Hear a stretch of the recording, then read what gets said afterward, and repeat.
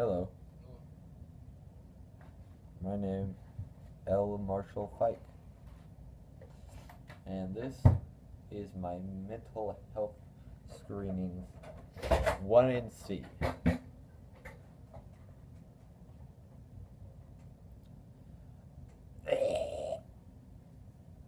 Alright, I'm going to start here in 4, 3, 2, 1, 0. Judge, for a quick roadmap, we're going to be going over two topicality over increase and substantially, and then we'll be going over a fraud DA and then a tax DA. So first to our topicality on increase. So the definition is to make greater as a number, size, strength, or quality. The violation is we don't know how much the affirmative team is actually increasing by. They didn't specify in their plan, and when we asked them in cross-ex, they didn't actually know how much they're increasing by. So we have to assume that they're not increasing at all if they don't give us those numbers. Okay, C, standards, one common man. This definition comes from a common dictionary that you or I would use to look up a word. Therefore, these are the definitions that we should look to in today's round. 2, grounds, since the affirmative team's case is too broad. If you allow the affirmative team to simply do research, then they can research anything, but researching something and increasing are two separate issues. 3, limits. The resolution creates limits that the affirmative team can and cannot do. If you look to the affirmative team's plan, you will see they're not in the limits of increasing because we don't know how much they are increasing. D, voters want education. The purpose of debate is to promote education, but this becomes difficult when the affirmative does not stay within the resolution. 2, stock issues and topicality is one of the 5 stock issues. It should be taken into account in today's debate. 3, a priori, topicality governs debate because it enforces the resolution. It limits what the affirmative team can do, and is therefore the first thing we should look to when debating, as I have by presenting this attack in the 1C. This is also the first thing you should look to when judging this round. So basically what that topicality argument was saying was basically that we don't know how much they're increasing, kind of like I explained at the beginning, and so we have to assume they're not increasing at all. And with that, I'm going to go on to my substantially.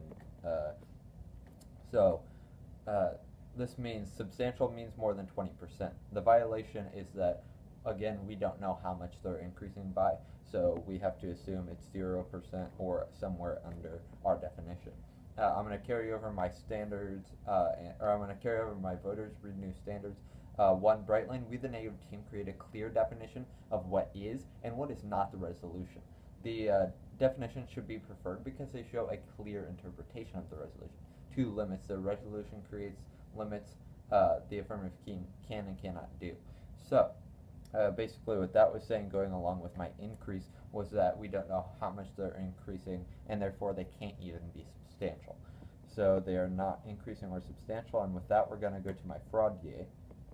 So basically this is saying we're creating a new program, and they don't include any funding in their plan for oversight, so we can assume that the lack of oversight is going to cause money to be wasted, as I'm going to explain in this card. So, Link, the affirmative team, admitted in the first cross-ex that their plan included no money for oversight. The impact is that programs without oversight have money wasted or stolen from them, from Odell and Sanchez, 2017. As state lawmakers debated creating a school voucher program 6 years ago, critics warned the legislation had a serious flaw. It would be impossible for the public to see how the money was spent. The auditing requirements were so weak that they were almost a sham. Matt Schoenle of the Secular Coalition for Arizona told lawmakers during a March 2011 House Ways and Means Committee a hearing on the Empowerment Scholarship Account Program. As the program expanded, resources to scrutinize the expenditures made using state-provided debit cards never kept pace. The legislature gave the Department of Education money for the program but wouldn't authorize spending much of it. The warnings of lax oversight and little accountability proved pressing. The money was misspent, but the state recovered almost none of it. For example, some of the parents transferred all their scholarship money into a 529 college savings account and then left the program, preventing the state from recouping the funds. Others pocketed the money and sent their kids to public schools. Some purchased books or other materials using their state-issued debit cards and then immediately returned them. The refunded money was put on gift cards, allowing parents to spend it with no scrutiny. So basically, what that DA was saying is that if we allow their program to pass without any oversight, we don't know if their funding is actually going to be allocated toward to solving these harms that they have presented. So next on to my DA. So this is called the Kansas on Steroids DA. So basically, this is saying that since in Crossix they said people will like their plan, we can assume that Trump's approval ratings are going to increase, allowing them to win the midterm elections coming up next fall, and that will allow Trump to pass his tax cuts that are coming up, and it will greatly hurt the U.S. economy. So, observation 1, uniqueness. Trump's low approval ratings will let the Democrats win the House majority in 2018. Lambrecht of 2017. There is no doubt that the House is in play, Representative Ben Ray Lugin told reporters. Polls showing support eroding for Republicans in more than 24 House districts because of Trump.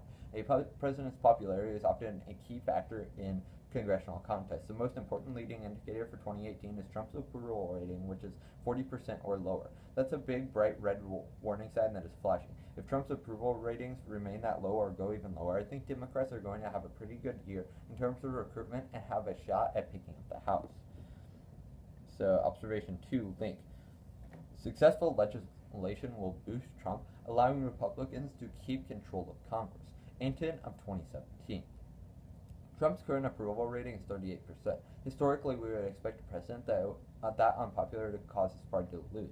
The question going forward is whether Trump can improve his approval ratings or whether congressional Republicans can distance themselves from the Trump brand. If either occurs, then the Republicans stand a good chance of holding on to their majority in the House. Observation 3, internal link. The GOP will move to pass tax reform after the 2018 midterms. White of 17. Major tax bill could slide to the next year given the number of tasks facing President Trump and the GOP and the rest of this year. It's going to be hard to get tax reform done even in 2018 because of the midterm elections that could slip to 2019. Observation 4, impact. Trump's tax bill would be Kansas on steroids. This from Weissman in 2017. It's hard to think of a more obvious recent public policy failure than the tax cuts that Kansas Governor Sam Brownback championed in 2012. The state has been mired in a perpetual budget crisis ever since the package passed, forcing its residents to swallow painful spending cuts in essential areas like education. Somehow the sharpest minds in the Trump administration have gazed upon the smoldering ashes of this misbegotten experiment and decided that they should imitate it. On Wednesday, Treasury Secretary Steve Mnuchin and National Economic Council Director Gary Cohn unveiled the skimpy outline of the White House's current tax plan. While one-page document lacked much in the way of detail, it confirmed that the president wanted to cut the tax rate on so-called pass-through businesses to 15%, which would amount to a bigger, potentially more disastrous version of Brownback's ill-fated cuts. So basically, this is saying that those tax cuts that he's going to pass are going to be like Kansas on steroids, and as we know, that is bad. So in conclusion, we went over two Top Cali. We went over substantially an increase, saying that we don't know how much funds they're increasing, and then we went over the fraud DA, saying they have no money for oversight, and then this DA, which I just explained. So with that, I'm open for cross-examination for the points of clarification.